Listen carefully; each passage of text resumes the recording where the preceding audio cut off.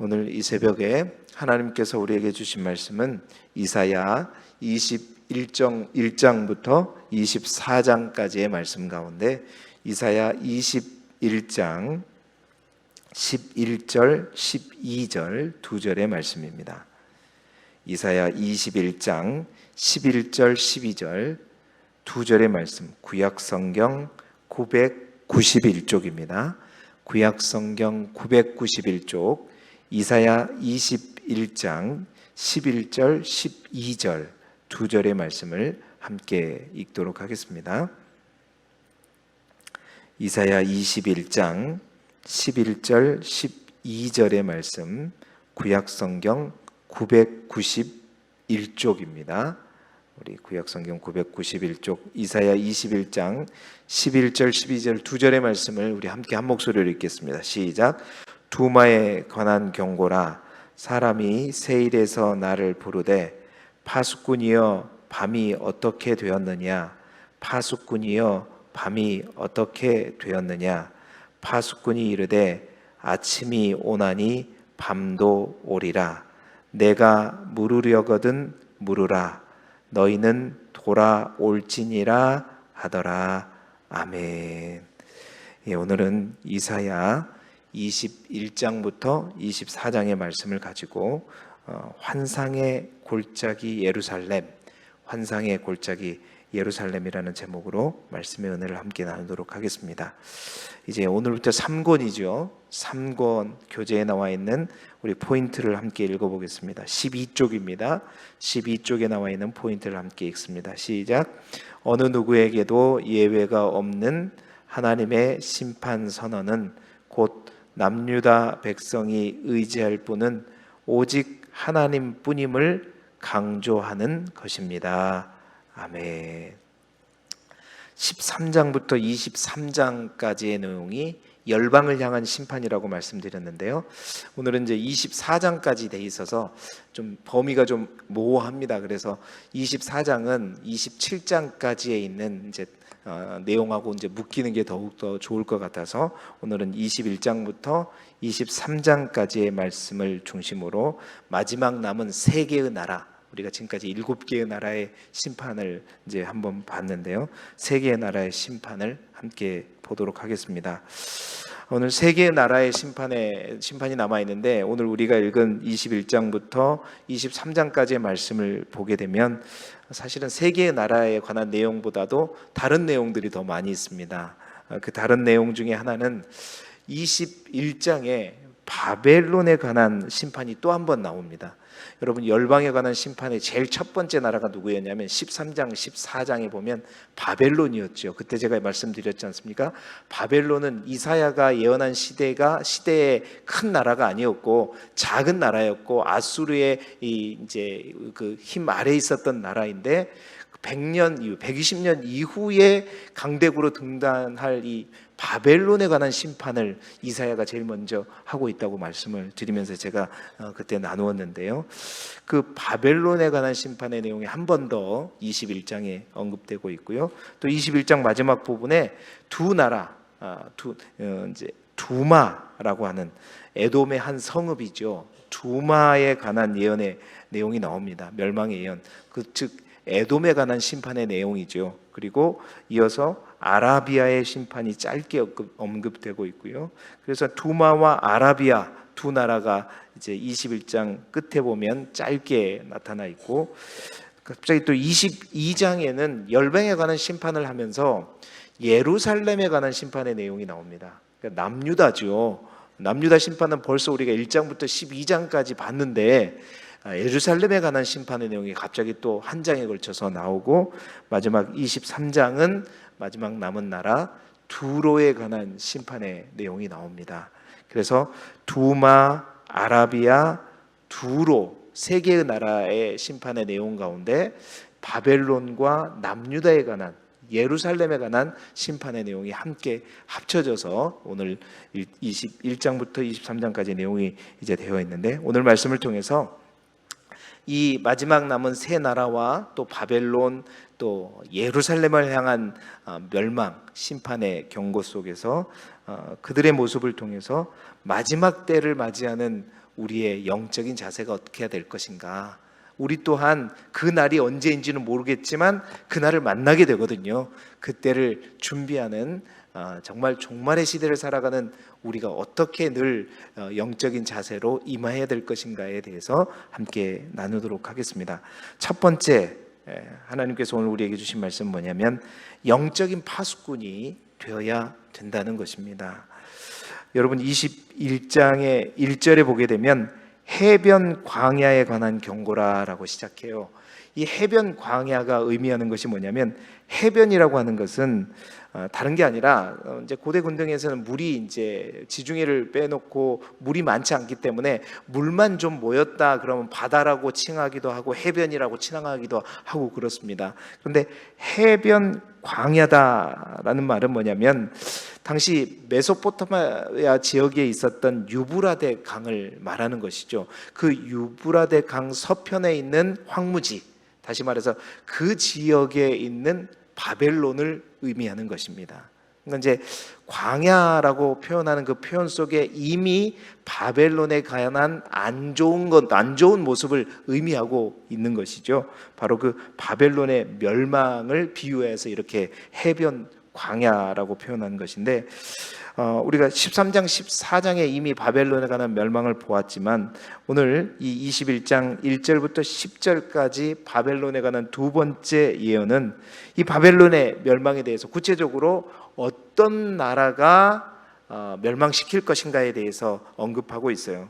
2절에 보니까 엘람이라고 되어 있어요. 엘람은 바사의 대표적인 도시입니다. 다시 말해서 엘람과 메대에 대해서 얘기하고 있는데, 결국 바벨론이 무너졌던 것은 이 바사와 메대의 연합국에 의해서 바벨론이 멸망하게 되고 이제 바사가 이제 제국으로 성장하게 되는, 페르시아가 제국으로 성장하게 되거든요. 그래서 어떤 나라에서 멸망하게 될 것인가 뿐만 아니라 그 원인에 대해서도 뭐 얘기하고 있어요. 2절에 보니까 속이는 자는 속이고 약탈하는 자는 약탈하는도다. 그러니까 하나님의 공의가 무너지고 정의가 무너지는 데에 대해서 강조하고 있죠. 그래서 바벨론의 그 하나님의 공의를 무시하는데 그 멸망의 원인이 있음을 또 얘기하고 있는 내용을 볼 수가 있습니다. 자, 그런 바벨론의 멸망의 환상을 보면서, 내용을 보면서 3절 4절에 이사야가 굉장히 마음이 괴로워합니다. 고통스러워해요. 아파해요. 왜냐하면 그 바벨론의 멸망 가운데 이제 죽어가는 많은 사람들을 보면서 정말 고통스러워하는 거죠.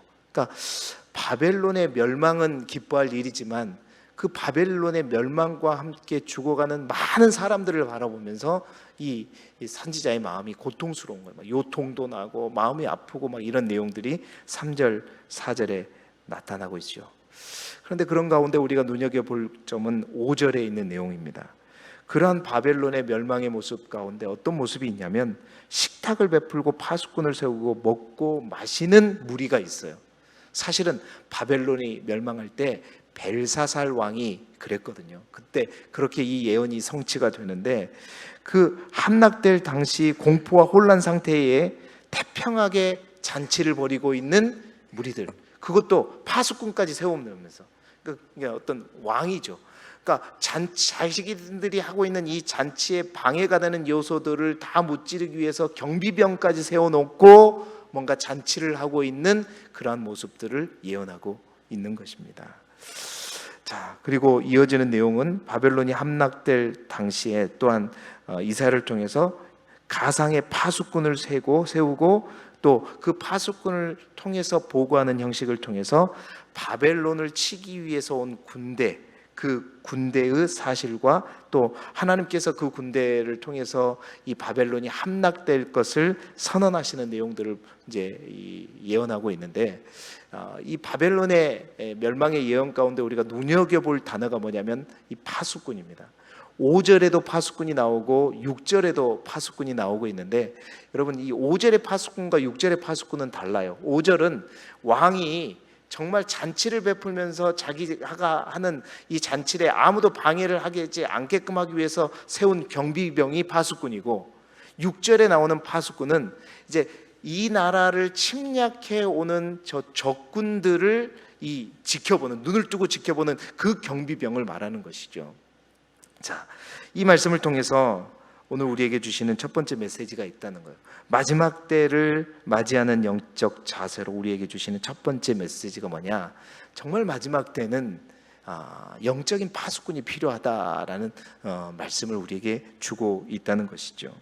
정말로 필요한 파수꾼은 마지막 때에 정말 마음껏 즐기고 내 것을 즐기기 위해서 뭔가를 지키는 파수꾼이 아니라 시대의 흐름과 또한 시대를 깨우면서 또한 시대의 하나님의 말씀을 지키고 또 그 하나님의 말씀대로 되어져가는 징조를 바라보면서 시대를 살리는, 그래서 나팔수가 되어지는 그러한 영적인 파수꾼을 하나님은 찾으신다는 것입니다.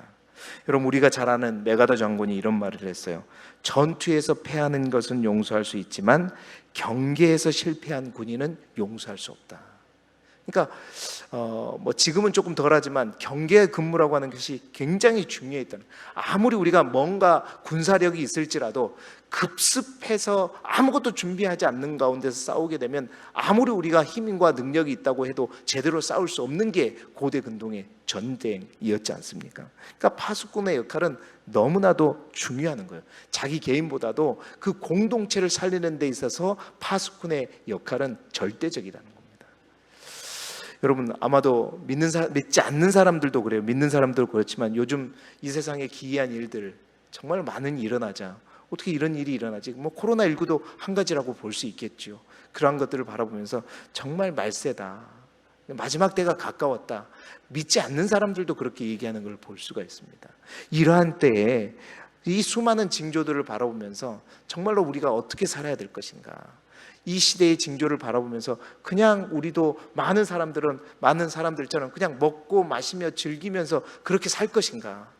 그게 아니라 마지막 때를 맞이하는 우리가 영적인 파수꾼이 되어야 된다는 겁니다.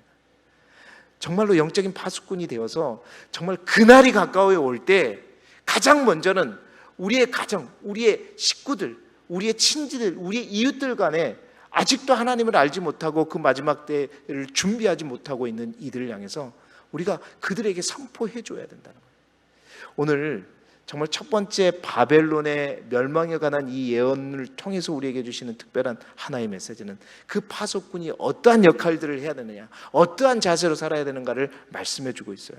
여러분, 21장 7절에 보면 그 바벨론을 무너뜨리기 위해서 온 군사들을 지켜보는 파수꾼에게 이렇게 말합니다. 귀 기울여 자세히 들으라. 이 말은 정말로 영적으로 민감해서 늘 귀를 쫑긋하고 하나님의 말씀과 이런 것들을 잘 들으라는 얘기고, 두 번째 8절에 보니까 주여 내가 낮에 늘 망대에 서 있었고 밤에 새도록 파수하는 곳에 있었다. 정말로 이 시대의 마지막 영적인 파수꾼은 낮과 밤을 가리지 않고 깨어서 시대의 징조를 살피면서 있어야 된다는 것을 얘기하고 있는 거죠. 뿐만 아니라 8절 상반절에는 파수꾼이 사자같이 부르짖기를 이렇게 표현하고 있어요. 그러니까 본 것이 있다? 그러면 어떻게 돼요? 나 혼자 듣고 끝나고 있는 것이 아니라 본 것을 외쳐야 된다는 거예요. 어떻게 돼요? 사자처럼 외쳐야 된다는 겁니다. 또한 4절에 보니까 10절에 보니까 여호와께 들은 대로 너희에게 전하였노라. 뭐 또 붙이지 않고 빼지도 않고 본대로 들은 대로 전해야 되는 것이 파수꾼의 사명이라는 것이고요. 그리고 여러분 21장 11절 22절에 두마에 관한, 그러니까 에돔의 한 성읍인 두마에 관한 멸망 예언이 나오는데 그 멸망 예언 속에서도 파수꾼이 등장해요. 오늘 우리가 읽은 본문의 말씀이죠. 그 파수꾼이요 밤이 어떻게 되었느냐 물으니까 파수꾼이 이르되 아침이 오나니 밤이 오리라. 그러니까 파수꾼이 보는 것은 딱 지켜보니까 밤이 어떻게 되느냐, 아침이 옵니다. 그러나 아침이 오지만 또 어떻게 된다? 밤이 옵니다라고 본대로 얘기해주고 있는 거예요. 그러면서 나에게 계속 물으려거든 물으라. 그런데 밤이 오고 아침이 오고 이것보다 더 중요한 메시지가 있다고 그러면서 그 파수꾼이 뭐라고 했냐면 너희는 돌아올지니라. 이게 마지막 때가 오고 어둠이 올 때 너희는 지금 돌아오는 게 더 중요하다라고 이 파수꾼을 통해서 두로의 멸망을 바라보면서 얘기하고 있다는 거예요. 그러니까 파수꾼의 마지막 사명은 뭐냐면 하나님께 돌아오라, 이 메시지를 전할 수 있어야 된다는 것입니다. 여러분, 우리는 영적인 파수꾼으로 그 역할을 다하면서 이 시대를 살아가고 있는가? 여러분, 이사야 선지자가 21장 3절 4절에 바벨론의 멸망 기쁜 일이죠. 그런데 그 멸망 속에서 수없이 죽어가는 많은 사람들을 바라보면서 그 중에는 어린 아이들도 있을 것이고 아무것도 모르는 사람들도 있을 것이고, 그런데 그 바벨론의 멸망에 의해서 그 숱한 사람들이 죽어가는 걸 보면서 마음이 아픈 거예요. 고통스러운 거예요. 막 복통이 일어나고 있는 그 이사야의 모습.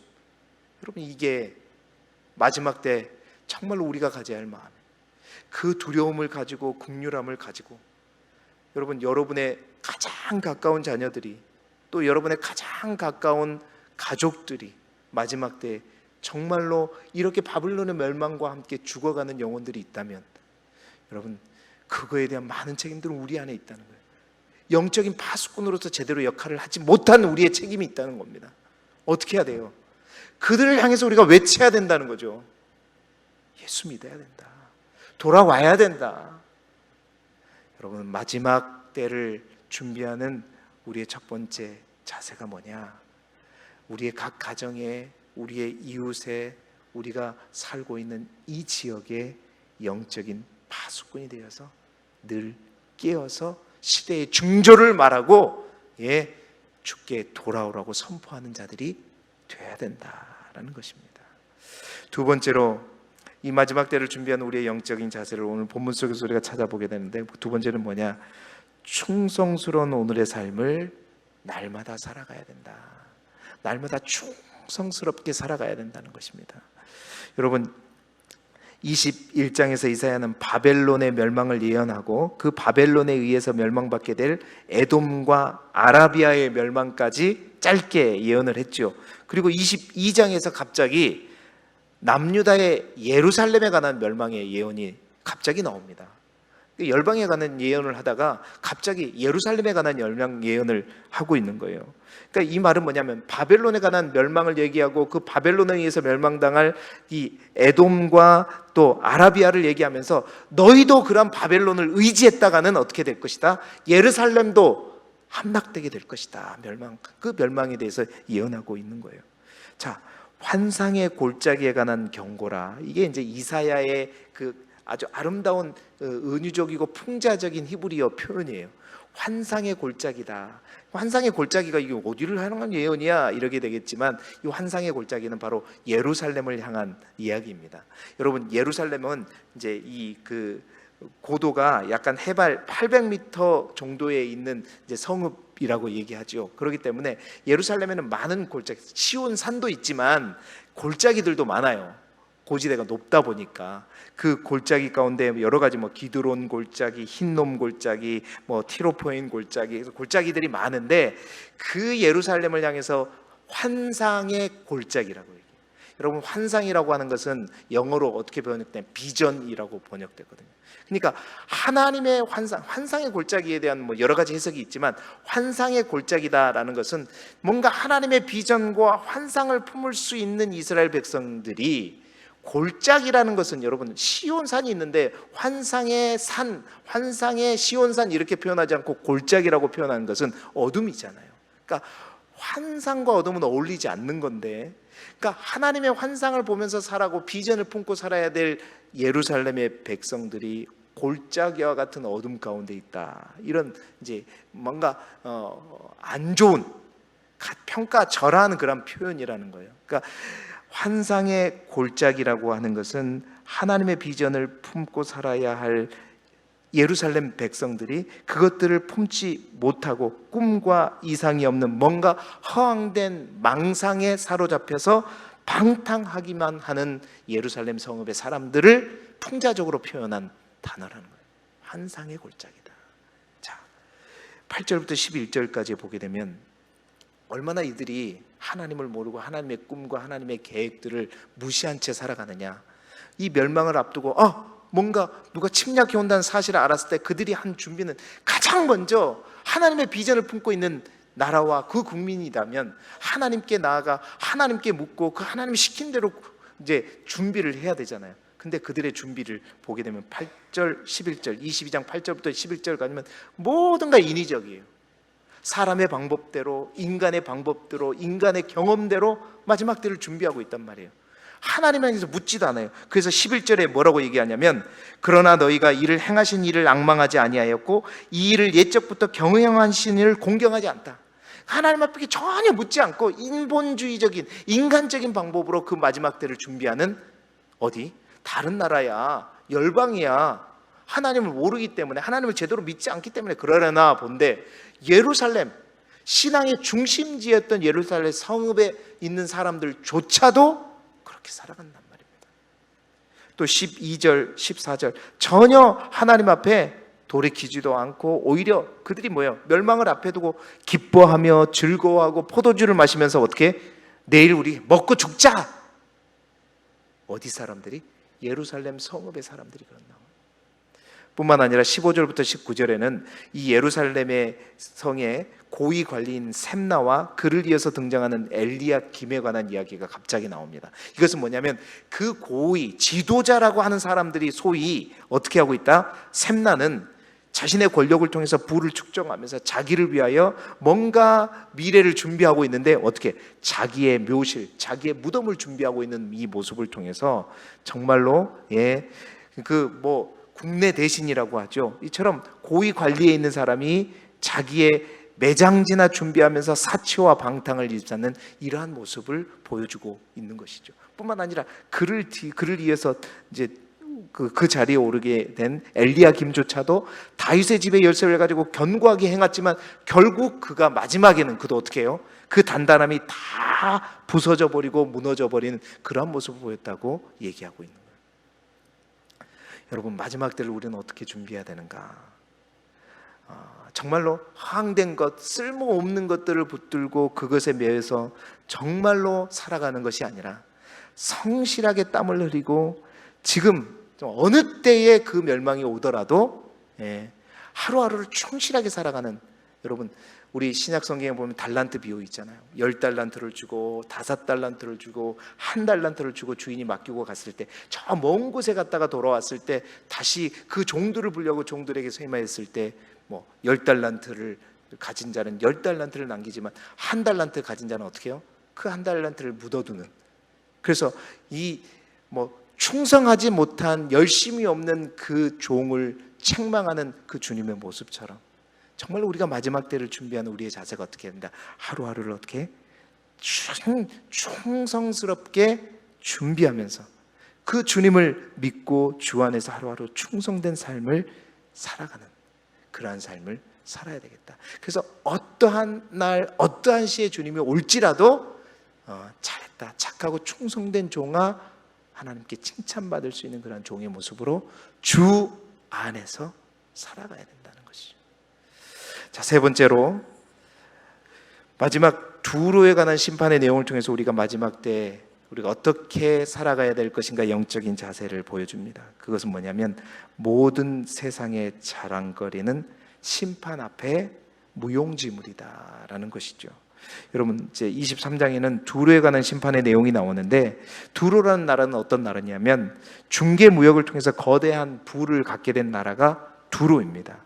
당시 여러분 국제사회에서 두로는 굉장히 막대한 영향력을 끼치는 나라였는데, 23장 3절처럼 열국의 시장이 어디였냐? 바로 두로였어요. 두로는요, 이제 고대 근동에서도 지금도 마찬가지지만 장이 열리는 곳에는 돈이 많잖아요. 그러니까 두로라고 하는 나라는 곳곳에 그 장을 열면서 나아갔던 나라입니다. 여기서 나오는 것을 저쪽에 갖다 팔고 저쪽에서 나타나는 것을 또 이쪽에 가져와서 팔고 하는 그런 나라가 어디 나라냐면 바로 두로라고 하는 나라였다는 거예요. 바다는요, 고대에는 두려움의 장소였단 말입니다. 일반적으로 바다에는 무섭게 생각했어요. 그런데 두로 사람들은 그 바다를 자신의 활동 거점으로 삼고 종횡무진하면서 다시스가 됐든 어디가 됐든 저 스페인까지, 저 지중해 끝까지 가서 해상 무역을 했던 나라가 두로였습니다. 그래서 두로는 이제 멍청나게 자부심을 갖고 있었죠. 우리가 이런 나라다. 자신들의 항해 기술이나 모험심이나 개척 정신을 자랑하면서 커다란 부를 함께 누렸던 나라가 바로 두로였어요. 그리고 두로는 어떤 나라냐면 이 섬나라 도시국가였기 때문에 어떤 나라가 두로를 멸망시키려고 해도 쉽게 멸망시키지 못했어요. 왜? 배를 타고 와서 점령해야 됐기 때문에. 그런데 항해 기술은 두로를 따라올 데가 없었거든요. 그리고 두로가 그만큼 엄청나게 큰 나라도 아니었어요. 위협적인 나라도 아니었습니다. 그렇기 때문에 누구도 두로를 섬에 있는 나라를 어떻게 하려고 하지도 않았어요. 그러다 보니까 이 두로는 아무도 건들지 못했단 말이에요. 작지만 누릴 건 다 누리고 가질 건 다 가졌던, 그리고 어떤 누구에게도 쉽게 포위당하고 멸망당하지 않았던 나라가 바로 두로였단 말입니다. 그러니까 요즘 시대로 말하면 누구도 타치하지 못한 나라. 그런데요, 그 두로를 향해서 2절 하반절에 23장 2절 하반절에 하나님은 이러한 두로를 향해서 뭐라고 얘기하냐면 잠잠하라 얘기해요. 자랑하지 마라. 드러내지 마라. 너희들이 어떤 날이라고 뽐내지 마라 얘기하고 있는 거예요. 그러면서 왜? 너희에게 나의 심판이 이르게 될 것이다. 너희들을 부러워하던 수많은 다른 사람들의 눈빛이 나중에 동정하는 눈빛으로 변하게 될 것이고, 또한 너희를 칭송하던 사람들의 입은 너희들을 향해서 멸시와 조롱을 하게 될 것이고, 왜? 멸망하게 되니까. 뿐만 아니라 너희들이 스스로 자랑하던 너희들의 말은 탄식과 절망으로 바뀌게 될 것이다. 이 말은 여러분 무슨 말이에요? 너희가 가진 그 모든 것, 너희가 자랑하는 그 모든 기술, 힘, 이 모든 것을 다 가지고 해본들 내가 입김만 한번 불면, 하나님께서 입김만 한번 불게 되면 어떻게 된다? 그 모든 것이 다 날아가 버리게 될 것이다. 끝나게 될 것이다. 두로를 향해서 말하고 있는 겁니다. 여러분, 이 시대에 두로와 같이 삶을 살아가는 사람들이 얼마나 많습니까? 철옹성처럼 자기의 성을 갖추고 누구도 나를 침범하지 못해. 가질 것 다 가지고 누릴 것 다 누리고 어떤 사람도 타치하지 못하면서 나는 마지막까지 안전할 거야 라고 생각하는 사람들, 그걸 자랑거리로 삼고 드러내고 하는 사람들, 여러분 그들을 향해서 외치는 하나님의 음성인 거예요. 하나님의 입김은요, 견고하고 힘 있는 이 세상에 어떤 것일지라도, 아무리 힘이 많고 아무리 많은 재물을 가지고 아무리 높은 권세를 가지고 아무리 뛰어난 지식을 가졌을지라도 우리 하나님이 일하시고 움직이시고 하나님의 입김이 부러지게 되면 다 날아가 버린다는 겁니다. 여러분, 하나님 앞에 그래서 마지막 때에 자랑할 것은 뭐냐? 이런 게 아니에요. 두로가 자랑거리로 삼는 거, 이런 거 하나님 앞에 아무런 자랑거리가 아니라 뭐예요? 믿음이 자랑거리고, 그 믿음으로 어떻게 살아왔느냐, 이것이 하나님께 정말로 보여지는 자랑거리다. 정말 그래서 우리가 어떠한 삶을 살아가야 됩니다. 하나님보다 먼저 된 두로가 그렇게 챙기고 자랑하던 그것들의 목모에서 살아가는 것이 아니라 하나님을 붙들고 하나님을 향한 믿음 안에서 하루하루 그 하나님을 향한 열심과 충성으로 살아가는 우리가 되어야 되겠다. 사랑하는 성도 여러분, 이제 열방을 향한 하나님의 심판을 마무리하면서 마지막 때를 준비하는 우리의 믿음을 한번 점검해 보자는 겁니다. 정말 우리는 영적인 파수꾼으로서 역할들을 잘 감당하고 있는가?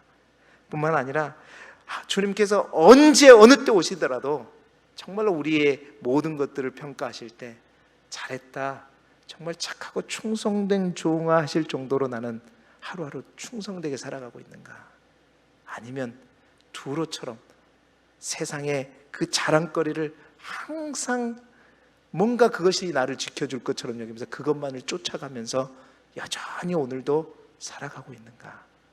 우리의 믿음을 다시 한번 점검하면서 오늘 이 하루도 또 새롭게 시작하는 한 주도 주 안에서 승리하는 저와 여러분이 되시기를 그리스도 예수 이름으로 축복합니다.